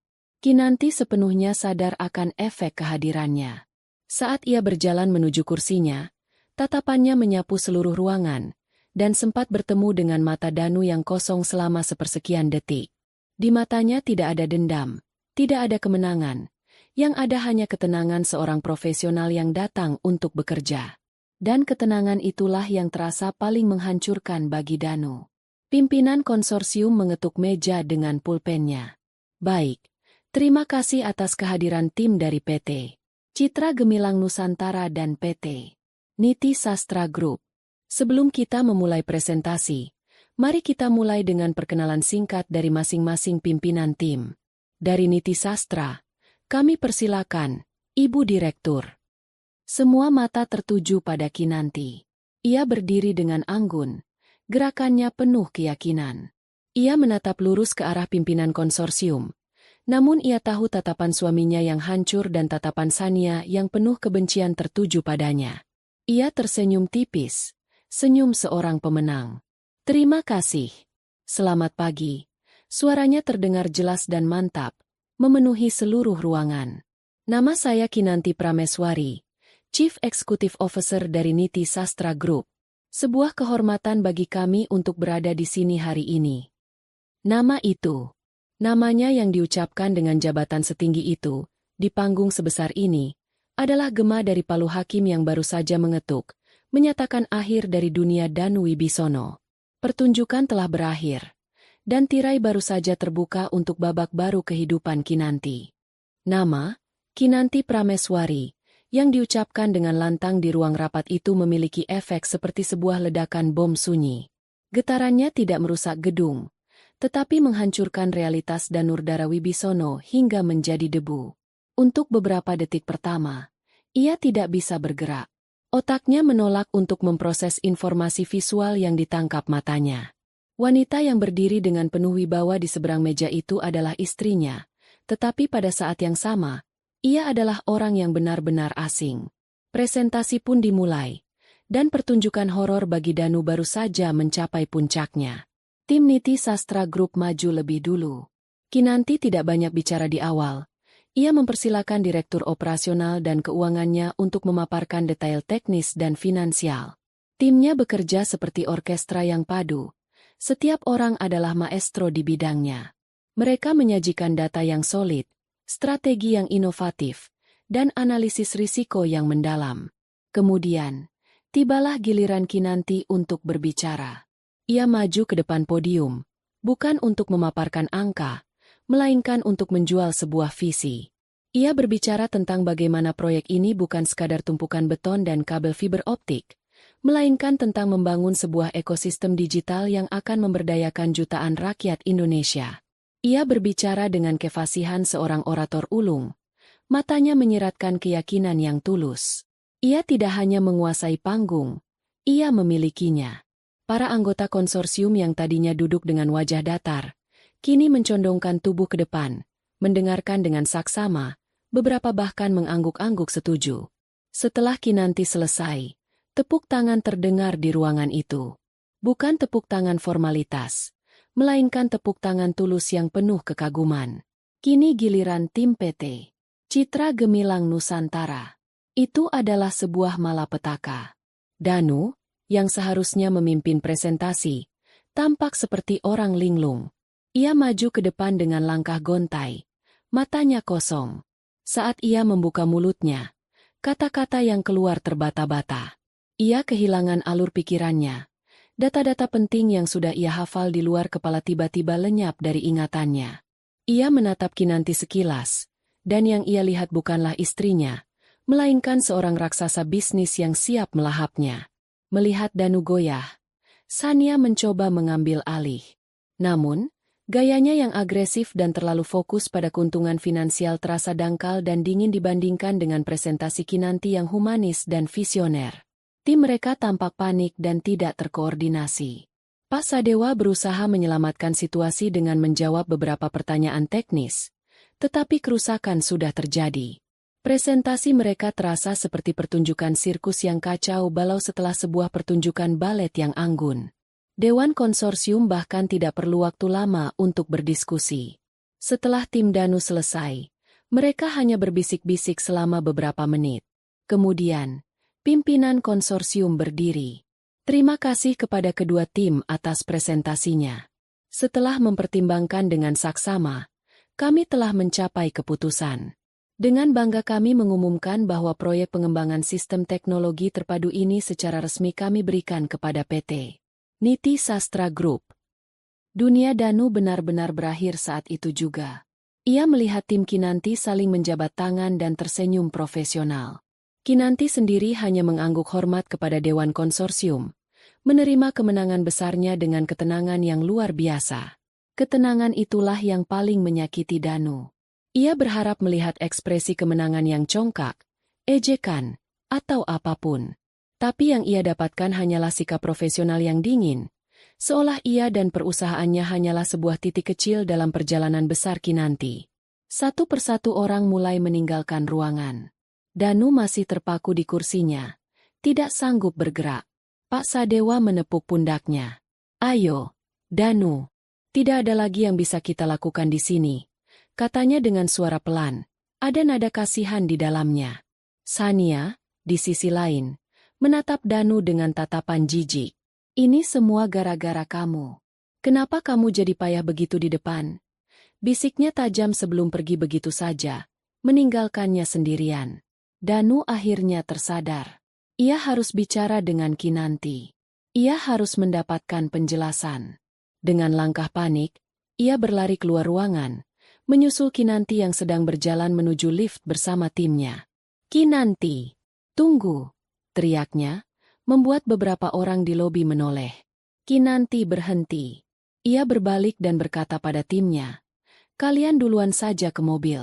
Saya menyusul. Setelah timnya masuk ke dalam lift, ia menatap Danu dengan ekspresi datar, menunggu. Mereka berdiri dalam keheningan yang canggung di sudut lobi yang sepi. Danu menatap istrinya, seolah baru pertama kali melihatnya. Kinan, bagaimana? Bagaimana semua ini bisa terjadi? Niti Sastra, KP. Itu kamu? Suaranya bergetar. Iya, itu aku, jawab Kinanti singkat. Kenapa? Kenapa kamu tidak pernah bilang padaku? Kenapa kamu melakukan ini semua di belakangku? Bilang padamu? Kinanti tertawa kecil. Tawa tanpa rasa geli. Bilang apa? Danu? Bilang kalau Bibi yang bantu-bantu di rumah ini sedang membangun perusahaan? Bilang kalau istri yang menurutmu tidak mengerti dunia kerja ini sedang merancang proposal bisnis bernilai triliunan? Kamu tidak akan percaya. Kamu hanya akan menertawakanku. Danu tersentak. Setiap kata Kinanti adalah tamparan.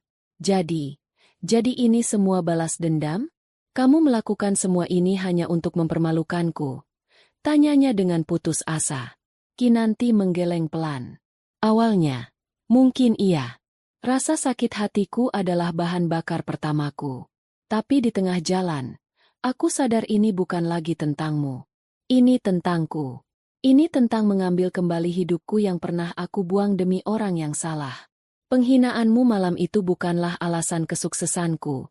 Danu, itu hanyalah pelatuknya. Senjatanya, kemampuanku, sudah aku miliki sejak dulu. Kamu saja yang terlalu buta untuk melihatnya. Mendengar itu, Danu hancur. Ia sadar ia tidak punya apa-apa lagi. Kemarahannya lenyap, digantikan oleh penyesalan yang begitu dalam hingga menyesakkan napas. Ia melangkah maju, mencoba meraih tangan Kinanti. Kinan, maafkan aku, isaknya. Air mata mulai mengalir di pipinya. Pria arogan itu kini menangis seperti anak kecil. Aku salah besar. Aku buta. Aku mohon. Beri aku satu kesempatan lagi. Kita bisa perbaiki ini. Kita mulai dari awal. Kesuksesanmu ini juga kesuksesan kita bersama, kan? Sebagai suami istri. Ia bahkan mencoba mengklaim sebagian dari kemenangan itu. Aku yang mendorongmu jadi lebih baik, kan? Dengan caraku. Kinanti menarik tangannya dengan perlahan namun tegas. Tatapannya yang tadi dingin kini berubah menjadi tatapan kasihan. Kamu masih tidak mengerti juga, ya? Katanya lembut. Tidak ada lagi. Kita, Danu, sudah lama tidak ada. Dan jangan pernah berani-beraninya kamu mengklaim ini sebagai kesuksesan kita bersama. Kamu tidak ada di sana saat aku begadang sampai subuh. Kamu tidak ada di sana saat aku harus berjuang meyakinkan investor. Kamu ada di mana? Danu? Oh, iya. Kamu sedang perjalanan dinas ke Bandung. Nama, Bandung, disebut dengan penekanan yang membuat wajah Danu semakin pucat. Iya, ketahuan. Sudah selesai, kata Kinanti lagi. Suaranya kini kembali tegas. Semuanya sudah selesai. Ia membuka tas kerjanya yang elegan dan mengeluarkan sebuah amplop coklat tebal. Amplop yang sama sekali tidak terlihat seperti dokumen bisnis. Aku juga punya proposal terakhir untukmu, ujarnya sambil menyerahkan amplop itu ke tangan Danu yang gemetar. Danu membukanya perlahan. Di dalamnya, setumpuk kertas dengan kop surat dari sebuah kantor pengacara. Surat gugatan cerai. Di halaman terakhir, di atas meterai, tertera tanda tangan Kinanti yang tegas dan rapi. Aku sudah menandatanganinya, kata Kinanti. Di dalamnya juga ada surat perjanjian pembagian harta. Kamu boleh ambil rumah dan mobilnya. Aku tidak butuh itu semua. Aku hanya butuh kebebasanku kembali. Aku harap kamu bisa kooperatif dan segera menandatanganinya juga. Danu menatap kertas-kertas itu, lalu menatap Kinanti. Wanita di hadapannya bukan lagi istrinya. Ia adalah kekuatan alam yang tidak bisa ia hentikan. Kinajan. Pintanya lemah. Selamat tinggal, Danurdara, kata Kinanti, memanggil nama lengkapnya untuk terakhir kali. Ia berbalik dan berjalan menuju pintu keluar lobi hotel tanpa menoleh lagi. Setiap langkahnya membawanya semakin jauh dari masa lalunya yang kelam, dan semakin dekat menuju masa depannya yang cemerlang. Danu ditinggalkan sendirian di sudut lobi, memeluk amplop coklat itu seperti memeluk batu nisan dari pernikahannya. Di kantornya, berita kekalahan telak mereka sudah menyebar. Kisah tentang Bibi di rumah, yang ternyata adalah CEO saingan mereka menjadi legenda instan, bahan tertawaan yang memalukan. Karirnya tamat. Sania sudah mengiriminya pesan singkat, jangan hubungi aku lagi. Teman-temannya menjauh. Ia kembali ke rumah mereka malam itu. Rumah yang kini terasa seperti museum kosong. Ia duduk di ruang makan yang gelap. Di meja tempat ia pernah menghina istrinya. Ia memegang surat cerai itu, Dan untuk pertama kalinya, ia menyadari dengan jelas apa yang telah ia hilangkan. Bukan hanya seorang istri, tapi sebuah permata yang tak ternilai, yang ia sendiri telah lempar ke dalam lumpur. Dan penyesalan, betapapun besarnya, tidak akan pernah bisa memutar kembali waktu. 1 tahun berlalu. Waktu telah menjadi penyembuh bagi yang satu, dan menjadi algojo bagi yang lain. Bagi Kinanti Prameswari, 1 tahun itu adalah periode kebangkitan yang luar biasa. PT Niti Sastra Group, di bawah kepemimpinannya, tidak hanya berhasil menjalankan proyek ibu kota dengan gemilang, tetapi juga telah berkembang menjadi salah satu firma investasi dan konsultan paling disegani di Asia Tenggara. Wajah Kinanti kini sering muncul di sampul majalah bisnis terkemuka. Mereka menjulukinya The Quiet Strategist, atau Sang Macan yang Terbangun. Ia menjadi simbol pemberdayaan, sumber inspirasi bagi banyak wanita yang merasa terjebak dalam kehidupan yang tidak memuaskan. Ia tidak lagi tinggal di apartemen sementaranya. Ia kini menempati sebuah gria tawang, penthouse, yang elegan di jantung kota Jakarta, dengan pemandangan cakrawala yang tak terbatas. Namun, kemewahan itu tidak mengubahnya. Ia tetap Kinanti yang rendah hati, yang lebih suka menghabiskan akhir pekannya dengan membaca buku di taman atau mencoba resep baru di dapurnya yang modern, bukan untuk melayani siapapun, tetapi untuk kesenangannya sendiri. Lingkaran pertemanannya kini diisi oleh orang-orang yang tulus menghargai dan mendukungnya. Bu Ratih menjadi penasihat pribadinya, teman diskusinya dalam menghadapi tantangan-tantangan baru. Dan suatu hari, sebuah kejutan terjadi. Pak Sadewa, setelah mengabdi puluhan tahun di PT Citra Gemilang Nusantara, memutuskan untuk pensiun dini. Ia merasa perusahaan itu sudah tidak lagi memiliki integritas yang sama. Seminggu setelah pensiun, ia menghubungi Kinanti. "Saya dengar Anda sedang mencari penasihat senior untuk Dewan Direksi Anda," kata Pak Sadewa di telepon. "Apakah Bapak tertarik?" tanya Kinanti langsung, dengan senyum di wajahnya. "Saya tidak akan menelepon Anda jika tidak," jawab Pak Sadewa. Kini, pria bijaksana yang dulu menatapnya dengan simpati di meja makan itu, duduk di seberang meja rapatnya sebagai salah satu orang kepercayaannya. Sebuah aliansi yang dibangun di atas fondasi rasa hormat yang tulus.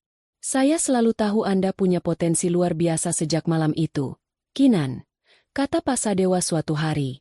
"Danu adalah orang paling bodoh yang pernah saya kenal karena membiarkan permata seperti Anda pergi."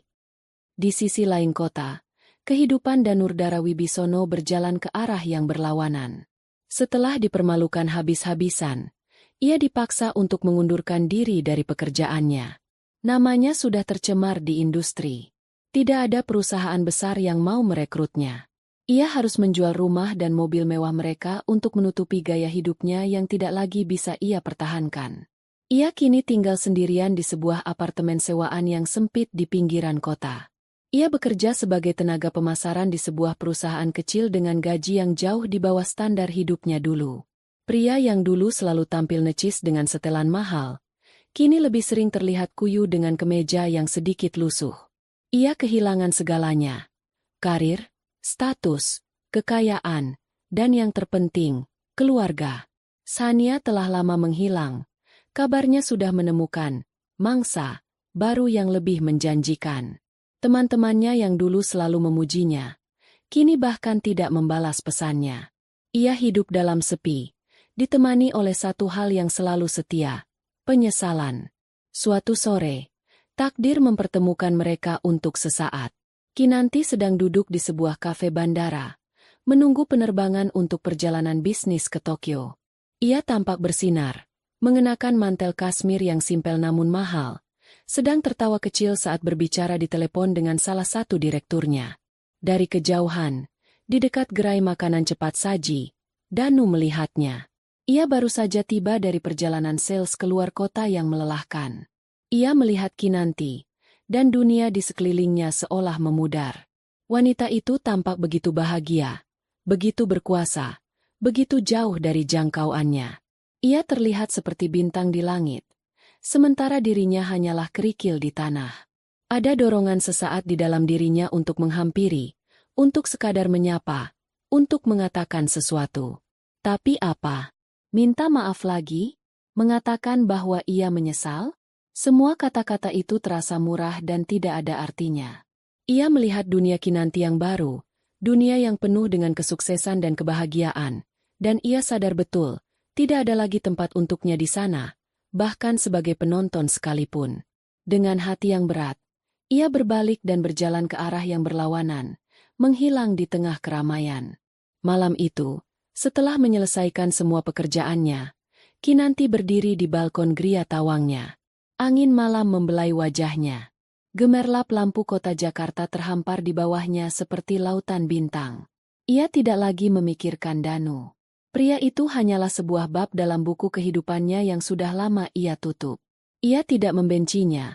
Ia hanya tidak lagi memedulikannya. Ponselnya bergetar. Sebuah pesan masuk dari Bu Ratih. Jangan lupa besok pagi kita jadi pembicara di konferensi pemberdayaan perempuan. Ribuan orang sudah menunggumu. Kinanti tersenyum. Hidupnya kini penuh makna. Ia tidak lagi hidup untuk membuktikan sesuatu pada orang lain, tetapi untuk memenuhi potensinya sendiri dan menginspirasi orang lain untuk melakukan hal yang sama. Ia menatap fajar yang perlahan mulai menyingsing di ufuk timur, mewarnai langit yang gelap dengan semburat jingga dan emas. Itu bukan sekadar pergantian hari. Itu adalah fajar yang baru. Fajar yang sepenuhnya menjadi miliknya, yang ia raih dengan kekuatan, kecerdasan, dan keberaniannya sendiri. Dan di bawah langit yang cerah itu, ia siap untuk terbang lebih tinggi lagi.